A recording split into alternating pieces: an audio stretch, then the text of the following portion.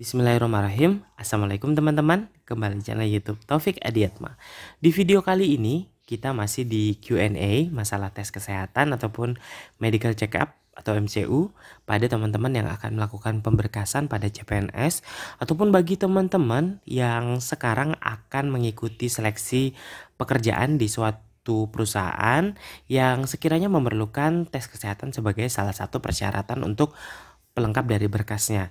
Nah, di video part kelima ini saya akan menjawab beberapa pertanyaan teman-teman yang mungkin belum terjawab di part 1 hingga part keempat yang sudah masuk di komen YouTube ataupun juga di DM Instagram. Akan saya bahas lebih mendalamnya lagi di video kali ini. Bagi teman-teman yang sekiranya baru pertama kali bergabung, jangan lupa untuk menonton video part 1 hingga part keempat masalah tes kesehatan ini di link sebelah kiri atas ataupun juga di kolom deskripsi di bawah. Dan jangan lupa juga untuk subscribe dan juga nyalakan lonceng notifikasinya agar nanti teman-teman semua tidak ketinggalan video-video terbaru dari channel YouTube Taufik Adiatma. Nah, apa saja sih atau bagaimana sih kalau misalnya ada kondisi penyakit tertentu atau kondisi-kondisi fisik tertentu yang menyebabkan ketidaklulusan atau gagalnya dari tes kesehatan? Yang teman-teman harus pahami terlebih dahulu bahwa dalam suatu penetapan tes kesehatan itu biasanya juga ada rekomendasi-rekomendasi awal yang harus teman-teman ikuti berdasarkan dari instansi ataupun juga dari perusahaan yang teman-teman ikuti. Biasanya ada persyaratan tidak buta warna, kemudian juga ada persyaratan tinggi atau berat badan tertentu yang harus teman-teman penuhi, yang kalau misalnya tidak tercukupi atau tidak terpenuhi dari awal tentunya tidak akan lolos dari seleksi tersebut. Ataupun juga ada penilaian-penilaian tertentu dari dokter yang melakukan pemeriksaan terhadap kondisi penyakit si peserta tadi yang sekiranya nanti bisa menyebabkan gangguan pada saat pekerjaan ataupun juga gangguan terhadap keselamatan dari si peserta tadi pada saat bekerja. Nah, ini juga akan menjadi pertimbangan lulus atau tidaknya dalam seleksi ataupun tes kesehatan ini. Nah, untuk menjawab pertanyaan dari beberapa teman-teman, ada pertanyaan yang masuk mengenai bagaimana untuk yang memiliki penyakit jantung ataupun penyakit paru. Banyak untuk penyakit jantung ini pertanyaannya adalah penyakit jantung bawaan ataupun penyakit jantung rematik. Tentunya beberapa penyakit ini akan mempengaruhi kondisi ataupun juga aktivitas dari orang yang menderita penyakit ini. Yang tentunya nanti efeknya adalah tidak bisa bekerja secara maksimal pada pekerjaan-pekerjaan yang memerlukan aktivitas fisik yang agak berat. Nah, sehingga tidak akan lolos seleksi. Bagaimana dengan orang yang memiliki kelainan pada saat pemeriksaan, misalnya EKG atau rekam jantungnya itu nadinya terlalu cepat atau ada yang nadinya terlalu lambat. Kita akan lihat lagi dari kondisi lain yang dialami oleh si peserta tersebut. Apakah yang pertama dia juga memiliki tekanan darah tinggi, atau misalnya ada kondisi kelelahan kronis, atau misalnya juga ada kondisi sesak nafas pada beberapa kegiatan-kegiatan tertentu. Nah, ini juga akan jadi pertimbangan. Kalau misalnya dia dengan bradikardia atau misalnya denyut jantungnya lambat tapi dia sering melakukan olahraga, maka itu bukan menjadi kendala.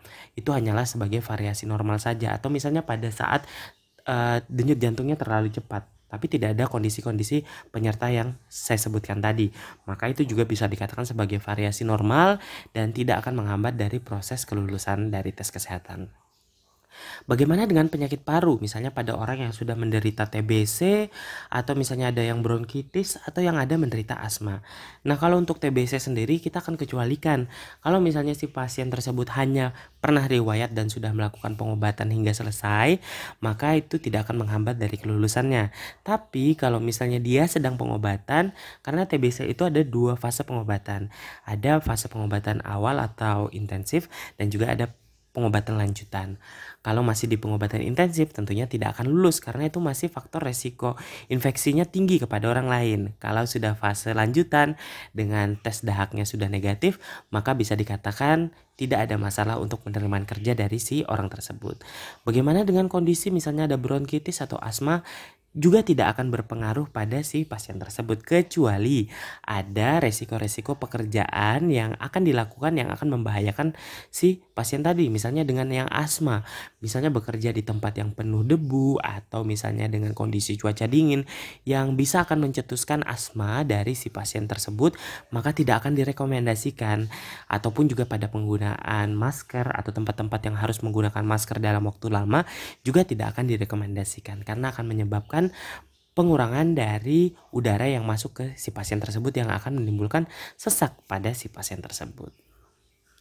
Terus bagaimana kalau dari hasil foto ronsennya juga ada kelainan tidak dalam batasan normal? Nah, ini akan jadi pertimbangan lanjutan dari si dokter tersebut, karena kita akan lihat lagi apakah si pasien tersebut menderita suatu penyakit tertentu, atau misalnya efek dari misalnya merokok saja, atau ada penyakit-penyakit yang lain yang harus kita pertimbangkan lagi. Itu juga untuk menjawab pertanyaan dari teman-teman mengenai kalau misalnya dari hasil rekam jantung atau foto ronsennya ada yang kelainan. Terus selanjutnya pada pasien yang mengalami gangguan kejiwaan, bagaimana? Apakah juga akan bisa lolos dari seleksi CPNS? Dari pengalaman saya sendiri membaca salah satu berita di tahun 2018, ada salah satu peserta CPNS yang mengidap penyakit yang namanya skizofrenia paranoid, itu bisa lolos untuk seleksi CPNS di pemerintahan provinsi, kalau tidak salah DKI Jakarta. Nah, ini juga menjadi salah satu formasi waktu itu yang disediakan oleh pemerintah provinsinya, yakni dengan peserta yang memiliki disabilitas. Jadi ada waktu itu disediakan untuk disabilitas mental. Jadi pasien-pasien yang menderita misalnya gangguan kesehatan mental, misalnya ada skizofren, kemudian gangguan bipolar atau gangguan cemas, ataupun juga beberapa kondisi penyakit jiwa yang lain, itu bisa lolos jika mendaftar di formasi dengan disabilitas tadi. Bagaimana dengan yang untuk umum? Sebenarnya ini jadi pertimbangan lagi dari dokter spesialis kesehatan jiwa, karena biasanya kita akan sebagai dokter umum atau dokter pemeriksa biasanya akan menganjurkan atau juga melakukan perujukan terhadap dokter spesialis kesehatan jiwa, apakah kondisi si pasien tadi atau si peserta tadi bisa untuk bekerja atau tidak. Nah, pada beberapa pertimbangan-pertimbangan tertentu, biasanya kalau dengan menderita penyakit jiwa kemudian tidak memiliki resiko atau tidak membahayakan orang sekitarnya dan terkontrol dengan baik, pada saat pemeriksaan sudah minum obat dengan teratur, biasanya ada pertimbangan untuk bisa lolos pada formasi jabatan ataupun juga formasi pekerjaan yang di daftar tadi. Tapi biasanya juga itu akan menjadi salah satu pertimbangan dari tempat kerja untuk menerima si peserta tadi atau tidak. Nah, kembali lagi ke perusahaannya. Kemudian bagaimana dengan orang yang menderita COVID? Apakah bisa bekerja?